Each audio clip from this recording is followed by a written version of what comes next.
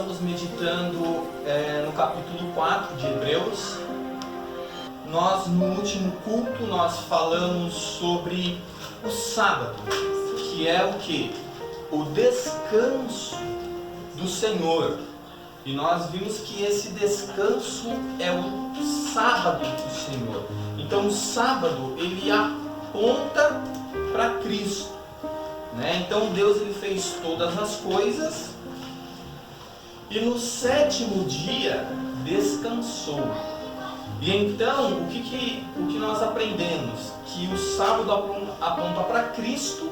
Então o nosso descanso é Cristo. Por quê? Nós descansamos na obra que Ele concluiu, na obra que Ele consumou na cruz.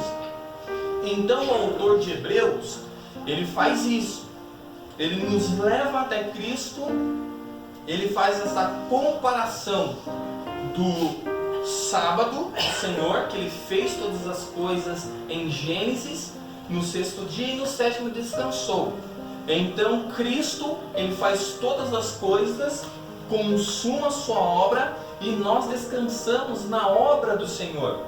Então nós aprendemos isso no culto passado, e isso tem sido do que? De descanso para nós. Nós descansamos na graça de Cristo, nós descansamos na obra do Senhor. Então nós somos chamados ao descanso de Cristo, ao descanso do Senhor. E nós aprendemos isso no culto passado. E nós caminhamos no capítulo 4 até o versículo 13. Hoje nós vamos fazer o quê? Vamos caminhar versículo 13, o versículo 14, o versículo 15 e o versículo 16. E depois nós vamos passar para o capítulo 5. Então hoje, nessa noite, nós vamos meditar versículo 14, versículo 15 e versículo 16, para fecharmos o capítulo 4. Então nós descansamos, somos chamados ao descanso do Senhor, e esse descanso, o sábado do Senhor, não é como segunda, terça, quarta, quinta, sexta e sábado no nosso calendário. Depois veio isso. E nós vimos também que o sábado, ele foi instituído antes da lei. Depois teve a lei. Então nós aprendemos isso. Então no culto de hoje, pela misericórdia do Senhor, nós vamos no versículo 14 ao versículo 16, tá bom?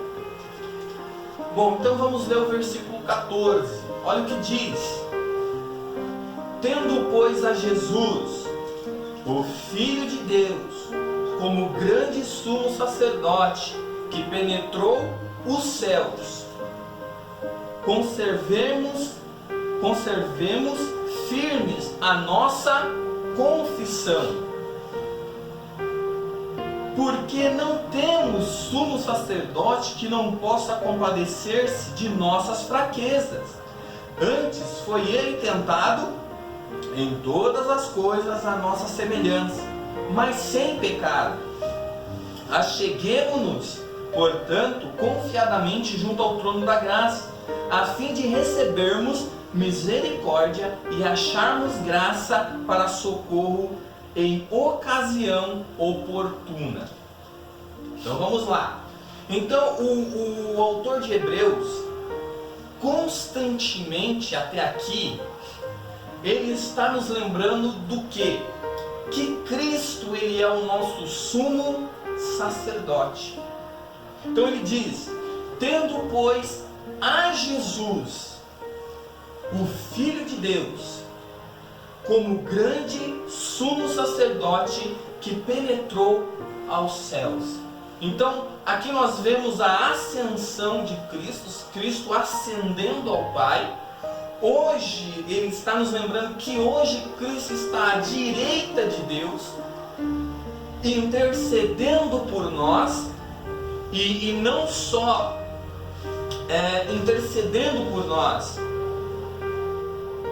ele está fazendo um papel de sumo sacerdote lá no céu por nós.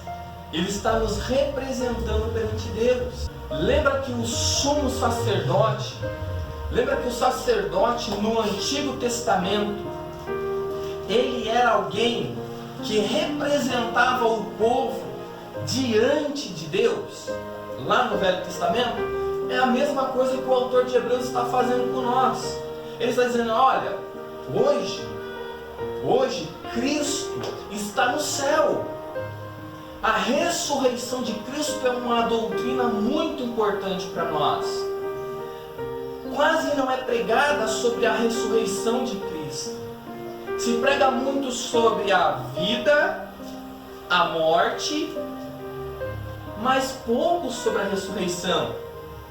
E o que o autor de Hebreus está dizendo assim, ó, tende pois a Jesus, o Filho de Deus, como grande sumo sacerdote. A igreja tem se esquecido disso, que hoje Cristo está no céu, intercedendo por nós, e não só intercedendo, mas também fazendo todas as coisas que o sumo sacerdote fazia na terra por nós. Ele é o nosso representante diante de Deus. Então nós temos isso. Ele penetrou os céus. É real essa doutrina, é verdadeira. Então o autor de Hebreus vai dizer isso para nós. Olha, tendo pois Jesus como Filho de Deus, como grande sumo sacerdote que penetrou os céus, ele vai dizer, conservemos o que? Firmes a nossa confissão, conservemos a nossa fé. Ele está fazendo um paralelo com o povo do Antigo Testamento que não manteve firme a sua fé. Então ele está dizendo, nós temos que manter firmes a nossa fé. Por quê? Porque é real. Cristo ressuscitou. Aqui está a nossa confiança. Se Cristo não tivesse ressuscitado, mas ele diz, ele ressuscitou, ele penetrou os céus, ele está à destra de Deus, ele intercede por nós, ele ministra no céu por nós. É isso que nós temos que ter, um sumo sacerdote hoje. Então nós não precisamos de intermediários, e isso é importante para nós. É isso que nós temos que ter em mente nos dias de hoje. Então o autor de Hebreus, ele está dizendo, ele está fazendo esse exercício conosco. Ele está dizendo, olha, nós temos que descansar na obra perfeita de Cristo, porque Ele é o nosso descanso, e então nós temos que olhar para Ele como o nosso sumo sacerdote, à direita de Deus, intercedendo por nós, ministrando por nós, representando nós diante do Pai. É real, é verdadeiro. Descansemos nisso. Descansemos na obra perfeita de Cristo e descansemos hoje naquilo que Cristo está fazendo por nós nesse exato momento no céu. Ele intercede por nós, Ele ministra por nós, Ele representa nós diante de Deus. Não temos um sumo sacerdote qualquer, temos o grande sumo sacerdote, Cristo Jesus, o Filho de Deus. No versículo anterior nós vimos isso. Ele apresentou Cristo como sumo sacerdote. Então ele diz, olha, Ele é o nosso grande sacerdote. Então é isso que nós temos que ter. Então o versículo 14 nos mostra essas grandezas. O versículo 14 faz nós olharmos para Cristo, enxergarmos Ele como sumo sacerdote, no verdadeiro tabernáculo, que é lá no céu, à direita de Deus, intercedendo e ministrando por nós nesse exato momento. Então por isso nós temos que manter a nossa fé firme, conservarmos firmes na fé, não esmorecermos. Essa é a nossa confiança. Olhar para Cristo hoje e entender essa verdade, que Ele é o nosso sumo sacerdote, que Ele está à destra de Deus, que Ele está no tabernáculo santo, no verdadeiro tabernáculo santo. Porque aqui na terra, o tabernáculo apontava para o tabernáculo celeste. O sumo sacerdote da terra apontava para Cristo. Então o autor de Hebreus, ele está tendo esse cuidado. Ele está abrindo a nossa mente, Ele está abrindo nossos olhos para olharmos para Cristo com essa confiança, que Ele nos representa, que Ele intercede por nós, que Ele ministra por nós, que Ele está hoje, nesse exato momento, fazendo isso por nós. Então a nossa fé está firme, é uma fé inabalável. E então agora ele vai dizer uma outra coisa no versículo 15. Ele vai dizer: porque não temos um sumo sacerdote que não possa compadecer-se de nossas fraquezas. Então aqui ele vai lembrar o quê? Que Cristo é 100% homem. 100% homem. Ele está lembrando que Cristo se encarnou, que Cristo se revestiu das nossas fraquezas. Algumas pessoas olham para essa fraqueza apenas uma fraqueza exterior. O que seria essa fraqueza exterior? O frio, a fome. Mas há algo mais profundo. E algumas pessoas incluem nessa fraqueza de Cristo um algo a mais, um algo mais particular, um algo mais profundo, como o medo da morte, a aflição. Então a fraqueza de Cristo, quando Ele se encarna, Ele toma a nossa natureza por completa. Lembrando que Cristo é 100% homem e 100% Deus. Então aqui no versículo 15 ele está dizendo: porque não temos um sumo sacerdote que não possa se compadecer, que não possa sentir compaixão pelas nossas fraquezas. Não temos agora aqui que fica mais a visão, ela amplia um pouco mais. Por quê? Porque esse ser que tomou as nossas fraquezas hoje está no céu. Ele compreende, ele sentiu a nossa fraqueza, não só as fraquezas exteriores, mas também como as fraquezas interiores. Ele se revestiu, ele foi verdadeiramente homem. Ele sentiu sede, ele sentiu cansaço, ele dormiu, ele sentiu alegria, ele sentiu tristeza, ele chorou, ele se compadeceu. É esse Deus que nós temos que olhar, é para esse Cristo, é para esse sumo sacerdote. Essa é a primeira característica que o autor de Hebreus nos mostra. Um sumo sacerdote que possa se compadecer, que possa sentir compaixão, que pode se colocar no nosso lugar. Não temos alguém que não é familiar a nós, nas nossas dores. Ele foi experimentado nisso. Ele sentiu verdadeiramente o abandono. Sabe, às vezes nós falamos assim: poxa, eu estou sendo abandonado. Ele foi verdadeiramente abandonado. Sabe, eu estou me sentindo triste. Não, ele verdadeiramente, ele se entristeceu. Não temos alguém que não podemos dobrar os nossos joelhos e clamar a Ele como se Ele fosse alguém que não entendesse as nossas dores. Sabe, às vezes você vê uma pessoa doente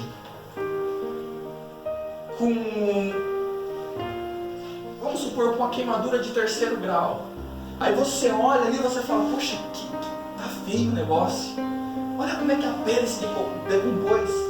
Mas só que você nunca sofreu uma queimadura de 3º grau. Você não sabe o que é sentir aquilo em você. Você olha, você sente compaixão, mas você é aquém daquilo. Cristo é como essa pessoa. Ele viu alguém com uma queimadura de 3º grau e ele foi queimado e ele experimentou a queimadura em 3º grau, por exemplo. Então é isso que ele está nos dizendo, o autor de Hebreus. O autor de Hebreus está dizendo assim: existe alguém no céu que entende a sua dor. Existe alguém no céu que entende a sua fraqueza. Aleluia. Existe alguém no céu que verdadeiramente sabe o que é passar por essas fraquezas humanas. Ele experimentou todas. Então nós, às vezes nós podemos apenas ver e não podemos sentir. Mas hoje nós temos alguém que pode ver a nossa situação e sentiu. Sentiu o abandono, a traição, a tristeza, o abandono dos amigos, o abandono da família. Ele sentiu tudo isso. Ele sentiu todas essas coisas. Então, Cristo, ele se compadece das nossas fraquezas. Só que daí ele vai falar algo que nós temos que agora tomar muito cuidado no que nós vamos falar. Porque ele diz assim: foi ele tentado em todas as coisas, a nossa semelhança, porém, mas sem pecado. Agora, o autor de Hebreus, ele vai falar para nós que Cristo foi tentado. Ele sofreu tentações. E aqui nós temos que tomar cuidado, por quê? Porque nós não podemos comparar as nossas tentações com as tentações de Cristo.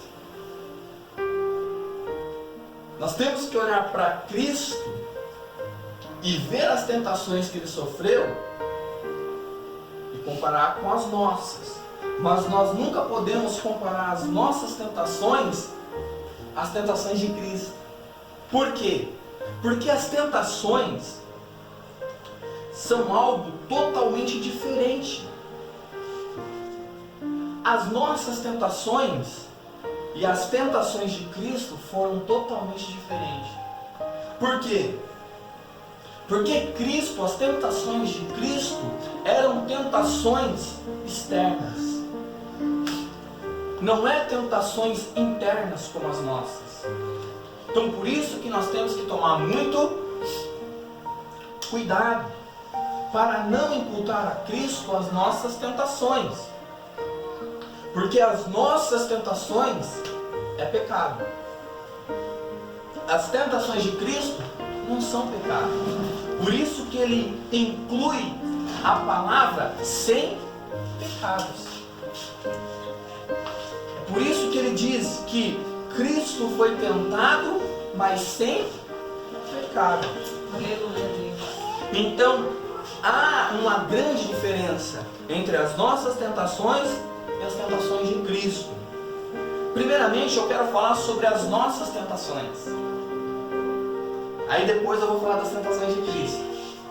Então, para basear as nossas tentações, para você entender essa diferença das nossas tentações para as tentações de Cristo, eu quero começar lendo com você Tiago 1, 14, 15. Abra sua Bíblia e vamos. Depois nós voltamos para Hebreus. Tiago 1. Que nós vamos entender o que é as nossas tentações. Tá bom? Tiago 14, 15. 14, 15. Acharam? Tiago 1, 14, 15. Amém. Tiago 1, 14, 15. Diz assim: ao contrário, cada um é tentado pela sua própria cobiça, quando esta o atrai e seduz. Então a cobiça, depois de haver concebido, dá à luz o pecado, e o pecado, uma vez consumado, gera a morte. Então aqui o que Tiago está dizendo? Que as nossas tentações é internas. Então quando nós somos tentados pela nossa natureza. Então aqui há a diferença entre a nossa natureza e a natureza de Cristo. Porque Cristo, ele é sem pecado. A natureza humana de Cristo é perfeita, é intacta. A nossa natureza não, a nossa natureza é uma natureza corrompida. É uma natureza totalmente depravada. A nossa natureza, ela está totalmente corrompida. Então Tiago está dizendo que nós somos atraídos pelos nossos desejos. Então aqui as nossas tentações são totalmente diferentes das tentações de Cristo. Por quê? Porque ao contrário, cada um é tentado pela sua própria cobiça, pelo seu próprio desejo. Então veja, quando a pessoa ela é tentada por aquilo que flui do seu próprio coração. Para nós entendermos um pouco melhor isso, a diferença e a profundidade disso, nós temos que dar uma olhada também lá em Mateus. Depois nós voltamos aqui em Tiago. Coloca o dedinho, marca aí, Tiago, não perde Tiago. Vamos lá em Mateus, capítulo 5, versículo 21.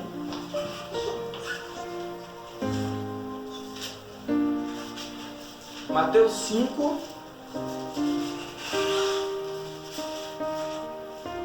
21 e 22. Mateus 5, 21 e 22. Porque é algo mais profundo que nós vamos falar aqui.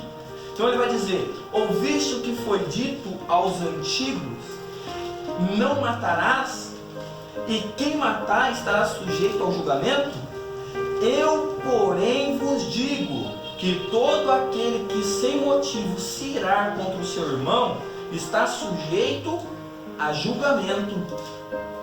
E quem proferir um insulto ao seu irmão estará sujeito a julgamento de um tribunal. E quem lhe chamar tolo estará sujeito ao inferno de fogo. Versículo 27. Ouviste que foi dito, não adulterarás? Eu, porém, vos digo, qualquer que olhar para uma mulher com intenção impura, no seu coração já adulterou com ela. O que nós aprendemos aqui? Nós aprendemos aqui algumas coisas muito importantes sobre tentação. Tiago diz que nós somos... que essas coisas fluem de dentro de nós. Jesus está ensinando sobre homicídio e adultério. As pessoas achavam que só o cometer era pecado. Se eu matar uma pessoa, é um homicídio. Olha que interessante. Tiago diz que essas coisas fluem do nosso coração. Então a nossa tentação ela é interna. A tentação de Cristo é externa. A nossa é interna. Olha o que está lá em Mateus, só para nós agora entendermos e fecharmos isso. Mateus 19. Porque eu vou usar isso aí para falar sobre a nossa tentação. Mateus 19.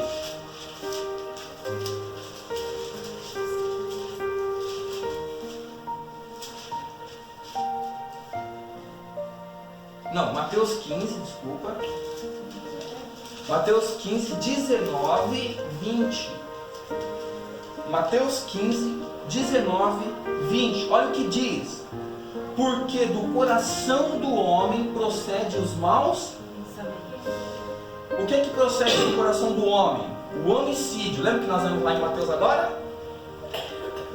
Que o pensar, um pensamento de ódio de uma pessoa como assim, eu quero aquela pessoa morta, isso já é homicídio? Olha o que ele está dizendo. Da onde vem o homicídio? Do coração do homem. O que Tiago falou? Que nós somos tentados, nosso próprio. Está entendendo qual é a diferença da tentação de Jesus para nós? Então, olha, o homicídio, o adultério, prostituição, furto, falso testemunho, blasfêmias, são estas as coisas que contaminam o homem. Mas o comer sem lavar as mãos não contamina. Então voltamos para Tiago 14. Ao contrário, cada um é tentado pela sua própria cobiça. O coração do homem é a fonte do mal. Do coração do homem que sai o homicídio. Jesus ensinou, olha, não foi ensinado para vocês que antigamente era só o ato de adulterar que era pecado?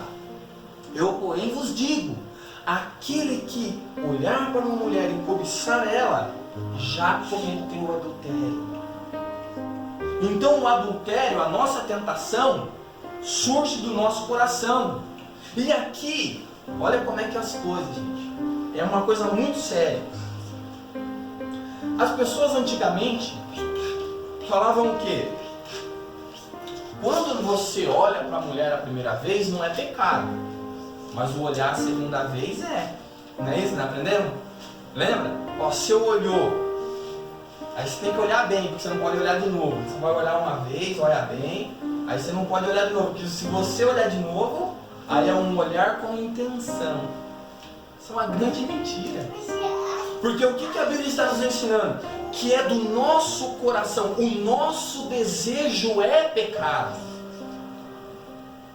Quando você deseja, é pecado. Quando você deseja o mal de uma pessoa, quando você tem um ódio daquela pessoa que fala, putz, para mim aquela pessoa poderia estar morta. Isso na Bíblia já é homicídio. É o que Jesus ensinou. Não foi ensinado para vocês que matar, tal, não matarás? Mas o que não é o matar para vocês? É o que Jesus está ensinando. É a nossa tentação. Ele está falando do nosso desejo. Ele está falando da nossa natureza. É por isso que temos que nascer de novo. É por isso que temos que ser uma nova criatura. Então ele está dizendo, Tiago está dizendo, ao contrário, cada um é tentado pela sua própria cobiça, pelo seu próprio desejo. E o nosso desejo é pecado. O nosso desejo já é pecado. As pessoas têm a falsa noção de que o cometer o ato é pecado. Jesus nos ensinou que não. Mas olha o que o autor de Hebreus está dizendo. O autor de Hebreus está dizendo que Jesus foi tentado à nossa semelhança, porém sem pecado. O que o autor de Hebreus está dizendo é que a natureza de Cristo é diferente. Você está entendendo o que é ser tentado pelo nosso próprio desejo? Por isso que ninguém pode dizer que quando é tentado por Deus. Por quê? Porque Deus não tenta ninguém. As tentações, os nossos desejos já são pecado. É por isso que nós temos que orar, é por isso que nós temos que pedir perdão, é por isso que nós temos que nos arrepender pelos nossos desejos. É isso que está sendo tratado aqui. Ele está dizendo que Cristo foi tentado, porém sem pecado. Porque a tentação de Cristo é uma tentação externa. Porque a natureza de Cristo é santa. A natureza humana de Cristo não tem um coração, não tem o centro da sua vida corrompido. Então por isso que muitas das vezes as pessoas não entendem isso. Qual é a diferença da nossa tentação para a tentação de Cristo? A nossa natureza. Então veja, o autor de Hebreus diz, Tiago diz o quê? Exatamente isso. Ao contrário, cada um é tentado pela sua própria cobiça, pelo seu próprio desejo. Então nós vimos Jesus ensinando que o pensar, o desejar uma pessoa morta, uma pessoa morra, eu quero que uma pessoa morra, é a mesma coisa de já ter cometido o homicídio. Então por isso nós somos chamados a uma nova mente. Não nos conformemos com esse mundo, mas antes transformar-vos pela renovação da vossa mente, porque agora nós temos a mente de Cristo. É por isso que o Evangelho é pregar o que? Regeneração, ser uma nova criatura. Então, o fato de nós termos o desejo já é pecado, mesmo que nós não cometamos o ato. Aqui é a diferença. Aquele que deseja a mulher já cometeu adultério. Aquele que deseja a morte de uma pessoa, ou deseja que aquela pessoa já estivesse morta, já cometeu homicídio. E essas coisas fluem da onde? Do nosso coração, de dentro de nós. E se isso está fluindo do seu coração, você não nasceu de novo. Ou se você nasceu de novo, você precisa se arrepender desse desejo. Você está entendendo o que a Bíblia está nos ensinando? Que os nossos desejos já é pecado. Você está entendendo que nós somos chamados a nos arrependermos todos os dias? Martinho Lutero, na sua primeira tese, quando ele escreveu aos 95, já diz isso. Que nós devemos nos arrepender continuamente, todos os dias. Arrependei-vos, pois é chegado o reino dos céus. O arrependimento é algo constante na vida do crente. Temos que nos arrepender. Por quê? Porque ele está dizendo que o nosso coração, só o fato de ter o desejo, e nós vimos que o coração do homem é uma fonte de pecado. O homicídio, o adultério, o falso testemunho, essas coisas fluem dentro de nós. Mas sabe o que tem acontecido na nossa geração? Temos terceirizado o pecado. O fulano adulterou porque o espírito da pombagira nele, ou o espírito da pombagira fez ele adulterar. Não é. Tem nada a ver com o demônio, tem a ver com o coração do homem.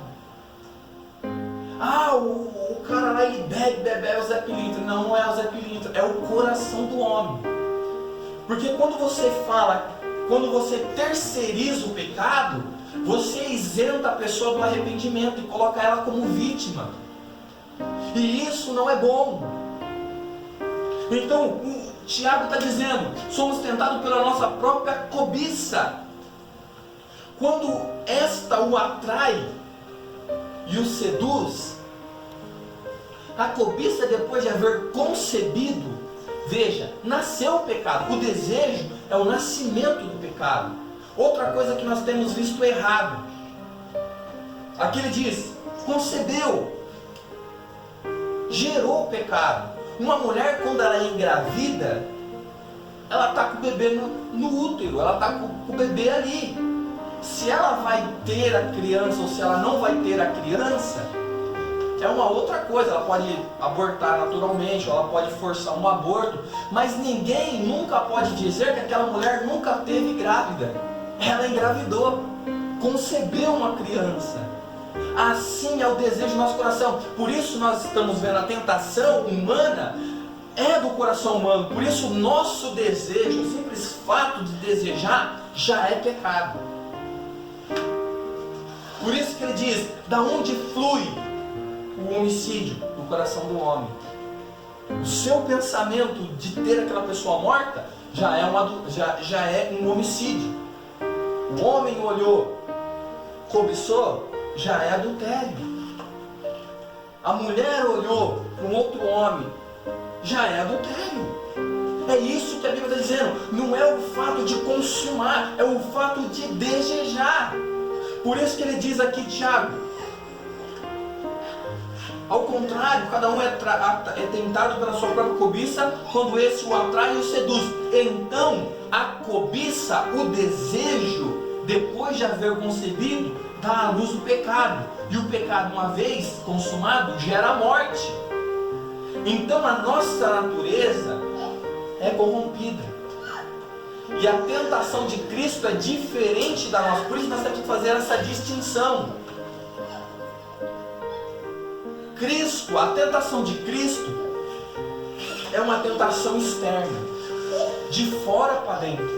Não é o coração de Cristo. Pode ver, Satanás se apresenta para Cristo no deserto. Ele estava com fome. A fome em nós pode gerar pecado. A pessoa está com muita fome, ela vai roubar, ela vai furtar. A tentação de Cristo veio de fora para dentro. Como não havia como essa tentação repousar, e Cristo então ele resiste à tentação. A tentação é intensa do mesmo modo, mas a tentação em Cristo não encontra repouso, ela não penetra. Mas a tentação é intensa igual. Quando Cristo estava com fome, é a mesma fome que nós sentimos. Porém, a nossa fome, essa tentação externa, ela pode achar repouso no nosso coração e nos levar a furtar. Cristo não. Cristo resistiu. Então as tentações de Cristo são externas. É algo que vem de fora, não é algo que nasce nele. Embora Cristo experimentou todas as nossas fraquezas, e ele foi tentado em tudo, porém sem pecado. Porque o pecado, a natureza de Cristo não é uma natureza corrompida. Não é. A natureza de Cristo é uma natureza humana intacta, santa, perfeita, boa, justa. Então é isso que nós temos que aprender nessa noite. Cristo ele foi tentado em tudo, porém sem pecado. Então nós vimos a diferença da nossa tentação para a tentação de Cristo. A nossa tentação parte de dentro do nosso coração. A nossa tentação flui do nosso próprio coração. A de Cristo não. Cristo ele foi exposto muitas das vezes às mesmas situações que outros homens sucumbiram. Às vezes nós podemos sofrer uma tentação externa, cair e não cair.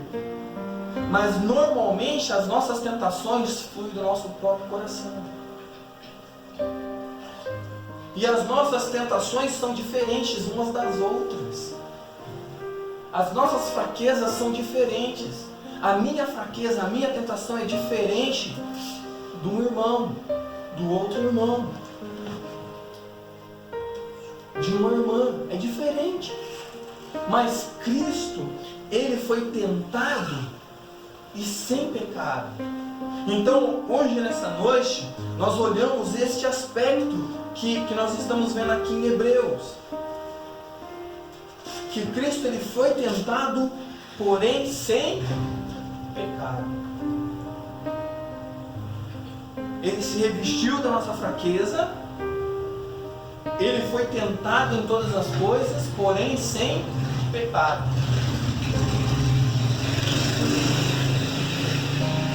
Então eu mostrei.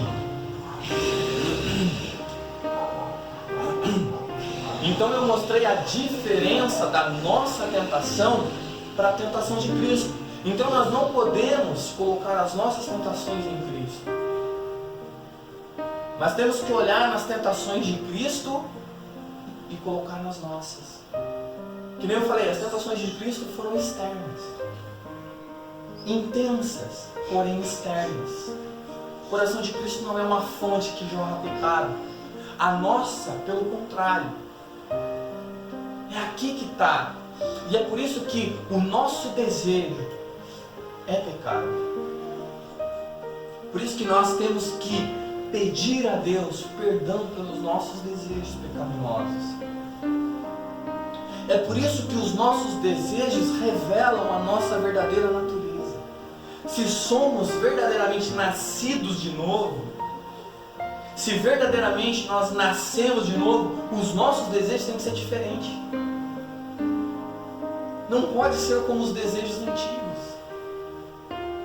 É o que o autor de Hebreus está dizendo. Porque essa vai ser a base por versículo 16. Veja, Cristo ele foi tentado. Lembra que eu falei? Ele sentiu fome. Mas essa tentação em um ser humano pode levar ele a cometer pecado. Um furto. Que nem o medo. O medo é algo externo. Mas muitas das vezes o medo encontra em nós o que encontrou em Pedro. Então Pedro pecou. Pedro negou. Não, eu não o conheço. Muitas das vezes a tentação externa não encontra repouso em nós. José no Egito fugiu do adultério. Mas muitas das vezes a tentação externa encontra repouso no nosso coração, porque do nosso coração flui o adultério. Então quando Davi olhou a mulher, Betseba, desejou, cobiçou. Então veja, tentações externas muitas das vezes não pode ter o mesmo efeito em mim, em outra pessoa. Mas quando, muitas das vezes, a maioria das vezes, o desejo já flui do nosso coração. Então, aqui está a diferença da tentação de Cristo para as nossas tentações. Então nós vamos ver porque não temos um sumo sacerdote que não possa se compadecer das nossas fraquezas. Nós lembramos da humanidade de Cristo, o Cristo encarnado, que experimentou verdadeiramente todas as coisas. Foi ele tentado em todas as coisas, a nossa semelhança, mas sem pecado. Não podemos colocar em Cristo nenhum pecado, porque ele verdadeiramente não pecou. Na sua boca não foi achado engano. Ele certa vez perguntou se alguém tem algo, que atire as pedras. Qual é o meu pecado? Cristo perguntou. Então Cristo, a sua humanidade, foi sem pecado, porque ele é o Cordeiro de Deus, santo, imaculado. Não houve pecado nele. Não podemos fazer isso. E ele, então, as tentações de Cristo é diferente das nossas tentações, porque o nosso coração, de dentro de nós, flui essas coisas. Por isso que o seu pensamento revela quem você é. Os seus desejos revelam se você é nascido de Deus ou se você ainda não é nascido de Deus. Ou se você é nascido de Deus e comete alguns pecados desse desejo. Por quê? Porque agora ele vai falar no versículo 16 para nós. Olha o que ele vai falar para nós no versículo 16. Acheguemo-nos, portanto, confiadamente junto ao trono da graça. Então nós temos que chegar confiando. Lembra? Nesse sumo sacerdote que sabe quem nós somos. Porque nós, se nós falarmos que nós não temos pecado, fazemos de Deus o quê? Mentiroso. Mas só que nós temos alguém que se compadece das nossas fraquezas. Nós temos alguém lá no céu que sabe o que é a tentação. Então quando nós dobramos os nossos joelhos, ele diz, acheguemos-nos, portanto, confiadamente, ousadamente. Temos que nos achegar diante de Deus hoje sem medo, porque temos alguém lá no céu que intercede por nós, que morreu por nós, que ressuscitou por nós. Então nós podemos achegar a Ele hoje, quebrantar os nossos corações e dizer, Pai, me ajuda nas minhas tentações. A oração do Pai Nosso, ele nos ensina o quê? E não nos deixar cair em tentação, mas nos livra-nos do mal. Ele nos ensina a orar para que nós não entremos em tentações. Nós temos que nos achegar. Por isso que eu falo, quando nós paramos para meditar na oração do Pai Nosso, às vezes nós perdemos a grandeza da oração do Pai Nosso. Por quê? Porque nós repetimos isso todo final de culto por aí. A maioria das igrejas repetem, mas nunca meditam sobre o Pai Nosso. Então lá o Pai Nosso está, e não deixais cair em tentação, e não nos deixe cair em tentação, nos livra-nos do mal. A tentação, muitas das vezes, vai partir do nosso coração. Então por isso nós temos que nos achegar diante de Deus confiadamente e sabermos que nós temos lá alguém que intercede por nós, que nos representa e que morreu por nós e que ressuscitou por nós. Então nós temos que nos achegar não temerosos, porque agora nós temos alguém que nos considera como irmãos. Não é isso que nós aprendemos nos versículos atrás? Que Cristo agora está lá no céu e Ele nos considera como os irmãos e não se envergonha de nós? Então é isso que nós temos que fazer. No versículo 16 diz: acheguemo-nos, portanto, diante do trono da graça de Deus. Diante do trono da graça aqui é Cristo. Ele está assentado, viu o que ele falou lá? Esse sumo sacerdote está assentado à direita de Deus. Nós podemos nos achegar confiadamente, a fim de recebermos o que? Misericórdia. As misericórdias do Senhor se renovam todas as manhãs, porque todas as manhãs nós pecamos. Todos os dias nós cometemos pecados.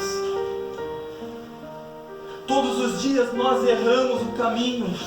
Todos os dias nós esquecemos o Evangelho. O que eu estou fazendo nessa noite é lembrar você do Evangelho. A lembrarmos que nós temos um sumo sacerdote no céu que se compadece de nós, das nossas fraquezas, das nossas tentações. Por isso, quando nós erramos o caminho, por isso, quando nós pecamos, não devemos nos afastar de Deus. Antes devemos correr o mais rápido possível para nos arrepender dos nossos desejos, porque os nossos desejos são pecados. Não é a ação, é o desejo. Sabe, nós chegarmos diante de Deus confiadamente, falar: Pai, olha para o meu coração, como Davi falou no Salmo 51, ele tinha acabado de cometer um homicídio, um adultério, e ele diz o que? Pai, não retires de mim o teu Espírito. Cria em mim um coração justo, um espírito reto.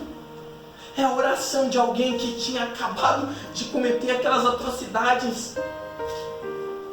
Sabe, talvez você não matou, talvez você não adulterou, mas você talvez desejou que uma pessoa estivesse morta.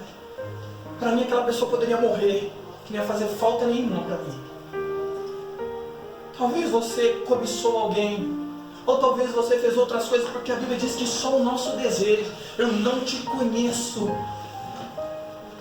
mas Deus te conhece, conhece o seu desejo.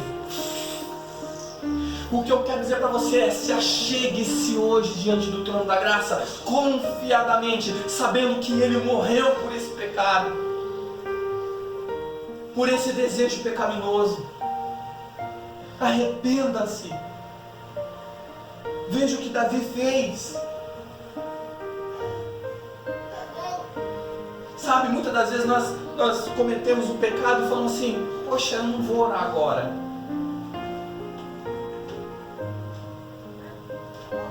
Mas devemos correr o mais rápido possível após de cometer o ato, o pensamento, o desejo. Nós devemos dobrar o nosso coração e nos achegarmos a Ele, porque nós temos que clamar pela misericórdia do Senhor, a acharmos socorro presente. É isso que nós temos que fazer. Às vezes nós pecamos e não queremos nos achegar ao trono da graça, mas nós devemos nos achegar ao trono da graça. É o que eu quero que você faça nessa noite. Saiba que você tem no céu um sumo sacerdote que nos compreende, que entende, que intercede por nós nesse exato momento. Sabe, enquanto nós estamos ouvindo a palavra de Deus, enquanto você está ouvindo a ministração da palavra, Ele está intercedendo por você, Ele está ministrando no céu por você e dizendo: Pai, perdoa ela porque eu morri por ela, perdoa ele porque eu morri por ele, perdoa esse desejo, esse sentimento, porque eu já paguei o preço, ó Pai. E você hoje, nesta noite, se achegue-se a Ele, confiando nele, confiando na obra perfeita, porque Ele é o nosso descanso. Ele consumou a obra dele para que nós pudéssemos nos achegar confiadamente ao trono da graça e pedir perdão para Ele. Pai, perdoa por esse sentimento, Pai, perdoa por esse outro desejo, Pai, perdoa por isso, Pai, me perdoa por aquilo, porque eu sei em quem eu tenho crido. Aleluia, Deus. O Evangelho da Graça é isso. Se nós nascemos de novo, ou se nós não nascemos, hoje é a hora que você tem que dobrar os seus joelhos e dizer: perdoa-me, ó Deus. Que haja lugar de arrependimento para mim no tempo que se chama hoje. A palavra mais importante que está aparecendo aqui em Hebreus é: hoje, se ouvirdes a minha voz, não endureçais os vossos corações, como foi aquele povo no meio do deserto. Nós vimos, sabe o que a graça faz? Ela revela quem nós somos. E nós somos maus, somos corrompidos, somos depravados. A nossa natureza é totalmente corrompida. É por isso que nós precisamos do Evangelho da Graça. É por isso que nós temos que nos achegar hoje ao trono da graça e pedir a Ele misericórdia. É isso que Ele está nos dizendo nessa noite. Nós vimos que